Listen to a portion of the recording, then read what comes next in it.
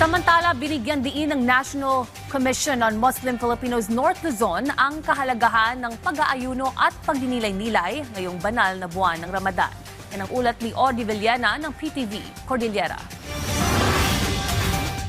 Sa Ramadan ay isang paalala ng mga ng may biyayang ipinagkaloob sa atin ni Allah.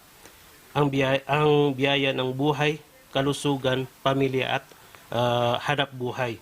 Sa pamamagitan ng pag-aayuno, mas nauunawaan natin at napalalalim natin ang ating isipan na maintindihan natin ang mga kapwa natin na nahihirapan sa buhay. Yan ang bahagi ng mensahe ng ating kababayang Muslim sa pagsisimula ng Ramadan ngayong Huwebes. Sa Baguio City at sa Benguet, mahigit sa 10,000 ang mga Muslim na makikibahagi rito. Pakalaga ito sa amin kasi kung hindi namin ito maipiperform ay maaaring hindi kami maging isang tunay na Muslim.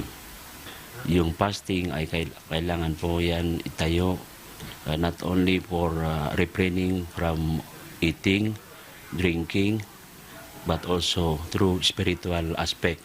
Ibig sabihin, bawal kaming magsalita ng masama. Sa loob ng 30 days, mahigpit na tatalima ang ating mga kababayang Muslim sa pag-aayuno bago sumikat ang araw hanggang sa paglubog nito.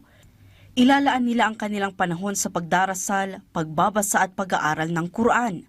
Bago pa po dumating ang buwan ng Ramadan, 1 month or 2 months, or even way before, hinihiling na po namin sa Allah na sana umabot kami sa mabiyayang buwan na ito. So kapag napapalapit na po kami, actually hindi namin nire-ready yung sarili namin para sa mga magagarbong mga pagkain, pag-grocery, or kahit ano pa dyan. Una sa lahat, nire-ready namin ang sarili namin. Ang aming intention, dapat pure po yan. Humihingi kami ng tawad sa Allah. Naniniwala rin ang ating mga kapatid na Muslim na maraming biyayang hatid ang Ramadan. Magtatapos ang Ramadan sa pamamagitan ng Idil Fitir. Ito ang 3 araw na pagdiriwang ng mga Muslim.